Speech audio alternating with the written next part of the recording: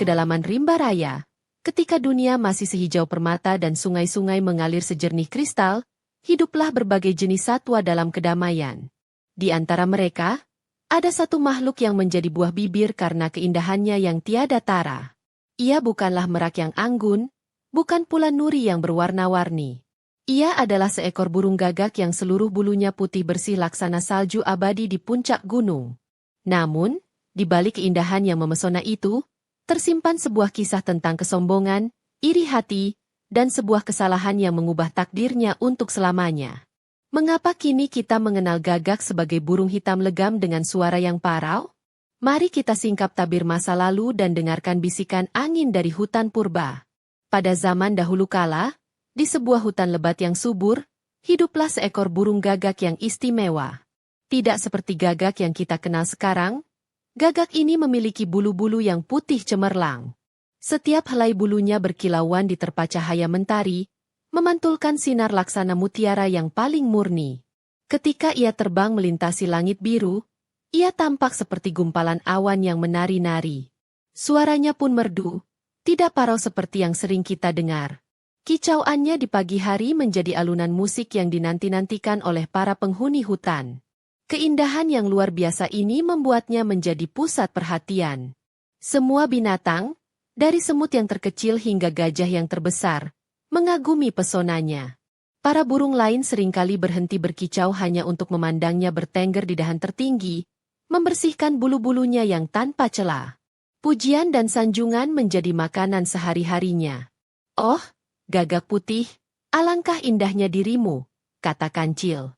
"Suaramu menyejukkan hati, bulumu menyejukkan mata, timpal kura-kura." Sayangnya, pujian yang tiada henti itu perlahan-lahan meracuni hatinya. Benih kesombongan mulai tumbuh dan berakar kuat dalam dirinya. Ia mulai merasa bahwa dirinya adalah makhluk yang paling sempurna di seluruh hutan. Ia menjadi angkuh dan kerap memandang rendah binatang-binatang lain. Ia akan memilih dahan yang paling tinggi, enggan bercampur dengan burung-burung pipit yang dianggapnya biasa saja. Ia tak lagi mau minum di tepi sungai yang sama dengan kerbau, karena merasa air itu menjadi keruh karenanya. Kesombongannya semakin menjadi-jadi dari hari ke hari. Ia sering menghabiskan waktunya hanya untuk bercermin di permukaan danau yang tenang, mengagumi keelokan dirinya sendiri. Ia merasa tidak ada satupun makhluk yang dapat menandingi keindahan dan kemerduan suaranya. Ia lupa bahwa semua yang dimilikinya adalah anugerah. Sang gagak putih kini telah menjadi makhluk yang jelita rupanya. Namun buruk perangainya, terperangkap dalam penjara keangkuhan yang ia bangun sendiri. Penghuni hutan yang semula memujanya, kini mulai menjaga jarak. Mereka masih mengakui keindahannya, namun tak lagi menyukai sifatnya. Mereka merindukan sang gagak putih yang dulu, yang ramah dan bersahaja. Namun, sang gagak terlalu dibutakan oleh kebanggaan dirinya untuk menyadari perubahan sikap teman-temannya. Baginya, mereka hanyalah makhluk-makhluk iri yang tidak akan pernah bisa mencapai tingkat kesempurnaan seperti dirinya. Suatu hari, ketenangan hutan terusik oleh kedatangan seekor tamu agung dari hutan seberang. Ia adalah seekor burung merak jantan yang luar biasa rupawan. Ketika merak itu mengembangkan ekornya, terbentanglah sebuah kipas raksasa yang dihiasi ratusan mata, berwarna biru, hijau, emas, dan tembaga. Setiap gerakannya memancarkan keanggunan, dan warnanya yang semarak seolah menangkap keindahan pelangi dan menyimpannya di setiap helai bulu. Seluruh penghuni hutan berkumpul, terpana dalam kekaguman yang hening. Sang gagak putih yang sedang bertengger di dahan tingginya, turut menyaksikan pemandangan itu. Untuk pertama kalinya dalam hidup, ia merasa tersaingi. Ia melihat bagaimana semua mata yang biasanya tertuju padanya, kini beralih kepada sang merak.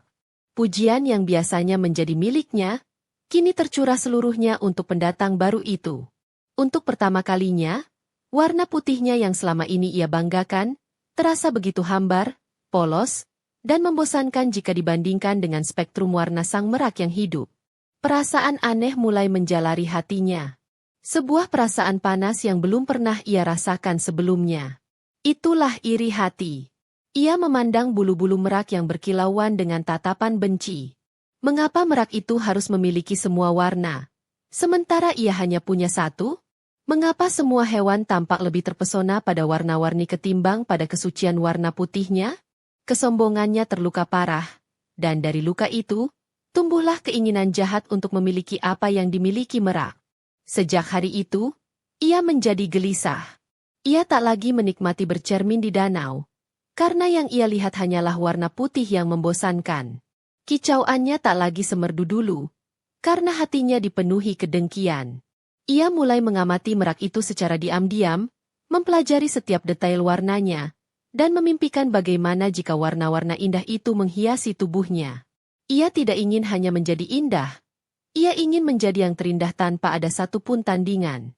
Obsesinya untuk mengalahkan keindahan sang Merak semakin tak terkendali. Ia merasa bahwa kebahagiaannya telah direnggut. Ia harus mendapatkan kembali statusnya sebagai makhluk terindah di hutan, dengan cara apapun. Pikiran inilah yang kemudian membawanya pada sebuah rencana nekat, sebuah rencana yang akan membawanya ke dalam takdir yang tidak pernah ia bayangkan sedikitpun. Sebuah takdir yang akan mengubah warna hidupnya untuk selamanya. Terbakar oleh api cemburu, sang gagak putih mulai memutar otaknya. Ia harus mencari cara agar dirinya bisa lebih indah dari sang Merak. Ia tahu bahwa ia tidak bisa menciptakan warna-warni itu sendiri. Ia membutuhkan bantuan seorang ahli, seorang seniman yang mampu melukis bulu-bulunya dengan warna yang lebih semarak dan lebih agung daripada warna bulu Merak. Ia mulai bertanya kepada angin, kepada daun-daun yang berbisik, siapakah seniman terhebat di seluruh rimba raya? Setelah bertanya ke sana kemari, ia mendapatkan satu nama yang selalu disebut-sebut dengan nada penuh hormat dan sedikit rasa takut. Nama itu adalah Empu Burung Hantu.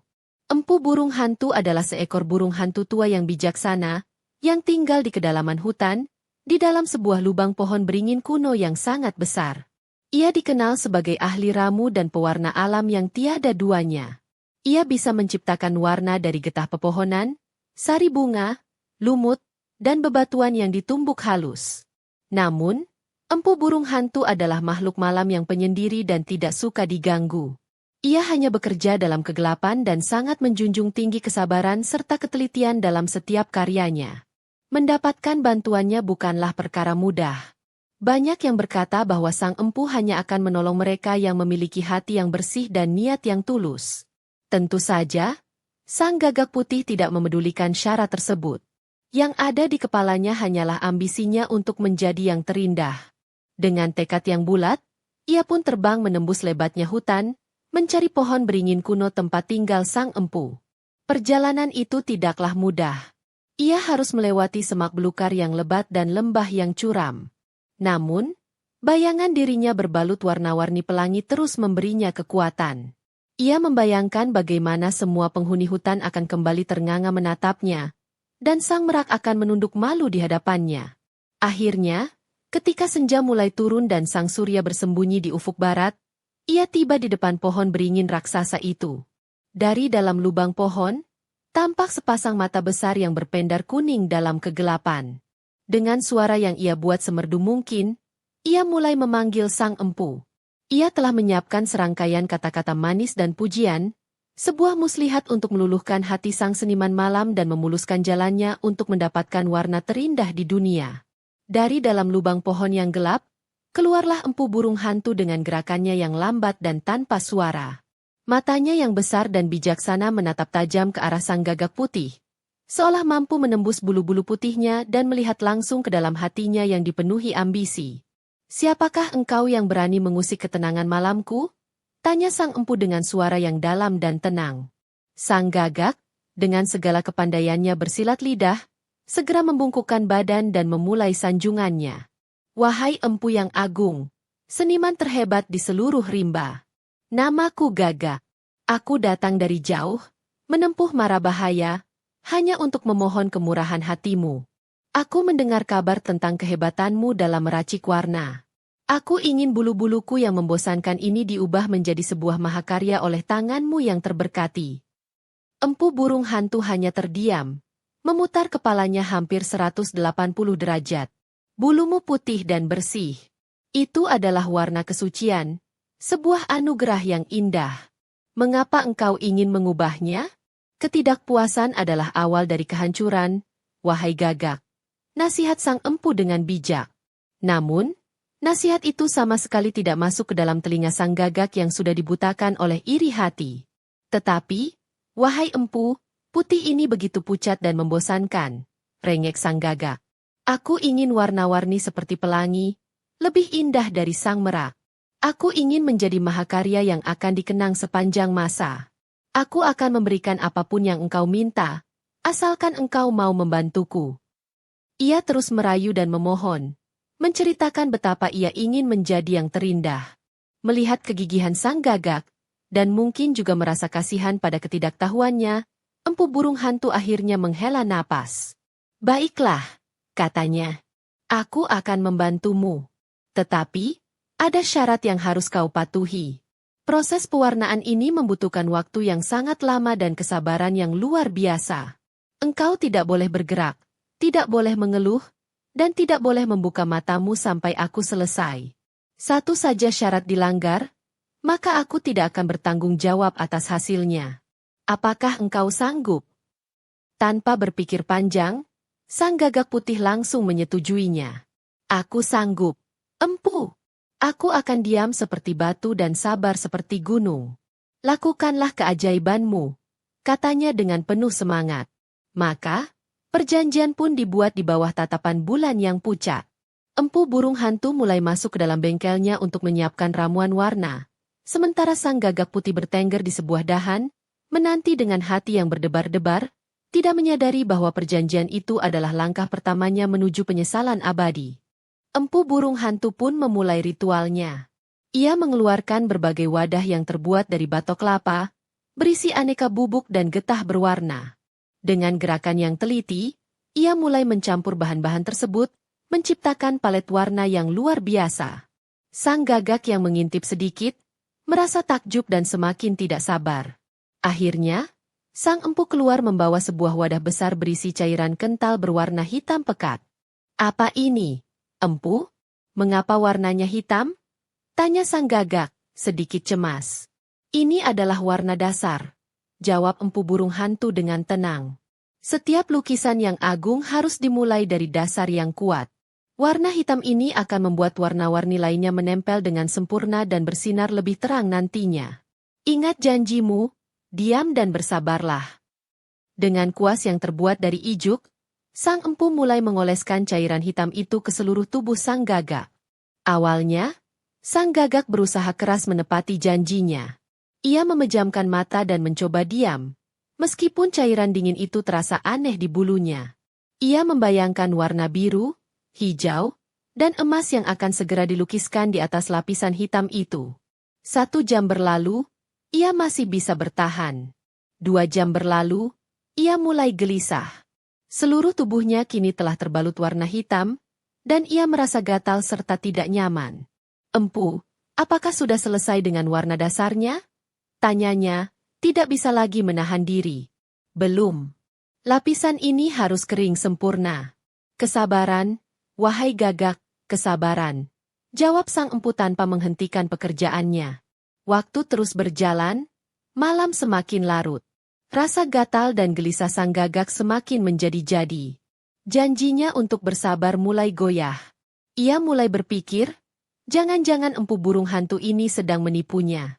Jangan-jangan ia hanya akan membuatnya hitam selamanya. Pikiran-pikiran buruk mulai merasuki benaknya, mengikis sisa-sisa kesabarannya. Ia tidak tahan lagi. Rasa ingin tahu dan ketidaksabarannya jauh lebih besar daripada kemampuannya untuk menepati janji. Ia lupa akan peringatan sang empu, lupa akan sumpahnya sendiri. Ambisinya telah membuatnya menjadi makhluk yang tidak bisa menunggu. Ketidaksabaran sang gagak putih akhirnya mencapai puncaknya. Ia tidak bisa lagi menahan diri. Ia merasa sudah terlalu lama menunggu dalam kegelapan dan ketidakpastian. Cukup, teriaknya sambil membuka mata dan mengepakkan sayapnya dengan kasar. Aku sudah menunggu semalaman. Engkau pasti berniat menipuku, wahai empu hantu. Engkau ingin membuatku jelek dengan warna hitam ini. Empu burung hantu terkejut oleh tindakan gegabah sang gagak. Ia berhenti bekerja dan menatapnya dengan pandangan kecewa. Gagak. Apa yang kau lakukan? Kau telah melanggar janjimu. Aku belum selesai, seru sang empu. Namun, sang gagak sudah dipenuhi amarah dan prasangka buruk. Ia tidak mau lagi mendengar penjelasan apapun. Ia merasa telah menjadi korban sebuah tipu muslihat. Dalam kemarahannya, sang gagak melompat-lompat di atas dahan, memprotes dengan suara keras. "Kembalikan warna putihku. Aku tidak mau warna hitam jelek ini," teriaknya serak. Gerakannya yang tidak terkendali itu sangat berbahaya. Tepat di sebelahnya, terdapat sebuah tempayan besar berisi sisa ramuan pewarna hitam pekat yang telah disiapkan oleh sang empu. Dengan satu kepakan sayap yang salah, sang gagak menyenggol tempayan itu. Kraak! Tempayan itu terguling dan pecah. Seluruh isinya yang hitam, kental, dan lengket itu tumpah, menyiram sekujur tubuh sang gagak dari kepala hingga ujung ekor. Cairan itu masuk ke setiap sela bulunya, meresap hingga ke kulit, bahkan mengenai lidah dan tenggorokannya. Untuk sesaat, sang gagak terdiam, kaget, terlapisi oleh cairan hitam yang pekat. Empu burung hantu hanya bisa menggelengkan kepalanya dengan sedih. Sudah kukatakan, ketidaksabaran adalah awal dari kehancuran. Engkau telah menyegel takdirmu sendiri, wahai gagak. Pewarna ini adalah ramuan permanen yang dibuat untuk bertahan selamanya. Tidak akan ada air yang mampu membersihkannya, kata sang empu dengan nada penuh penyesalan. Semua terjadi karena ulah sang gagak sendiri. Setelah beberapa saat terdiam karena terkejut, sang gagak mulai merasakan akibat dari perbuatannya. Cairan hitam itu terasa berat dan lengket, membuat bulu-bulunya yang dahulu ringan dan megar kini menjadi kaku dan menggumpal. Ia mencoba mengepakkan sayapnya, namun terasa sangat sulit. Kepanikan mulai melandanya. Ia terbang tak tentu arah, mencoba mencari air untuk membersihkan dirinya. Ia menemukan sebuah sungai dan segera menceburkan diri. Ia menggosok-gosokkan tubuhnya ke bebatuan, menyelam berkali-kali, namun usahanya sia-sia. Warna hitam itu tidak luntur sedikit pun. Malah, air sungai seolah tidak mau menyentuhnya. Ia kemudian terbang ke bawah air terjun, membiarkan air deras menghantam tubuhnya, tetapi hasilnya tetap sama. Warna hitam itu telah menyatu dengan setiap helai bulunya, menjadi bagian dari dirinya. Dalam keputusasaan, ia hinggap di tepi danau dan menatap bayangannya di permukaan air yang tenang. Alangkah terkejutnya ia. Wajah yang menatapnya kembali bukanlah wajah gagak putih yang cantik jelita, melainkan sesosok burung hitam legam dari ujung paruh hingga ujung cakar.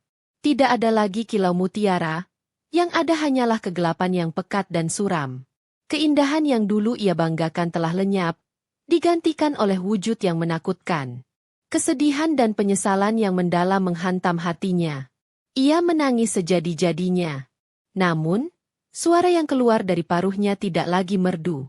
Cairan hitam yang sempat masuk ke tenggorokannya telah merusak pita suaranya, mengubah kicauannya yang indah menjadi seruan yang parau dan serak. Guaak! Guaak! Begitulah suara tangisannya yang memilukan, suara yang akan menjadi miliknya untuk selamanya. Ia menyadari semua kesalahannya. Kesombongannya yang membuatnya tidak pernah puas, iri hatinya yang membuatnya menginginkan milik orang lain, dan ketidaksabarannya yang menghancurkan segalanya. Ia telah menukar anugerah terindah demi sebuah ambisi buta, dan kini ia harus menanggung akibatnya. Ia, sang gagak putih yang pernah dipuja, kini telah tiada, berganti menjadi gagak hitam yang berduka. Ketika fajar menyingsing, sang gagak kembali ke tengah hutan dengan wujud barunya. Semua penghuni hutan yang melihatnya terkejut. Mereka tidak lagi melihat keindahan. Yang mereka lihat hanyalah sesosok burung hitam dengan tatapan mata yang penuh kesedihan. Tidak ada lagi pujian, yang ada hanyalah bisik-bisik dan tatapan aneh. Ia telah kehilangan semua kebanggaannya dalam satu malam. Ia mencoba mendekati teman-teman lamanya, namun mereka menghindar. Bukan karena benci, tetapi karena wujudnya yang baru tampak asing dan suaranya yang parau terdengar mengancam. Sang gagak akhirnya mengerti rasanya menjadi makhluk yang dianggap biasa, bahkan dijauhi. Ia menghabiskan hari-harinya dalam kesendirian, merenungi nasibnya di dahan-dahan pohon yang sepi, jauh dari keramaian. Namun, seiring berjalannya waktu, kesedihan itu perlahan berubah menjadi penerimaan. Ia sadar bahwa menangisi masa lalu tidak akan mengubah apapun. Ia mulai belajar untuk hidup dengan wujud barunya. Ia tidak lagi peduli dengan penampilan. Ia kini lebih banyak menghabiskan waktu untuk mencari makan dan mengamati kehidupan di sekitarnya dengan cara pandang yang baru. Ia melihat keindahan dalam hal-hal yang sederhana, sesuatu yang dulu selalu ia abaikan. Kisah tentang gagak ini pun tersebar ke seluruh penjuru dunia, diwariskan dari generasi ke generasi sebagai sebuah pelajaran. Kisah ini mengajarkan kita tentang betapa bahayanya sifat sombong dan iri hati. Ia mengingatkan kita untuk senantiasa bersyukur atas apa yang kita miliki, karena rumput tetangga tidak selalu lebih hijau.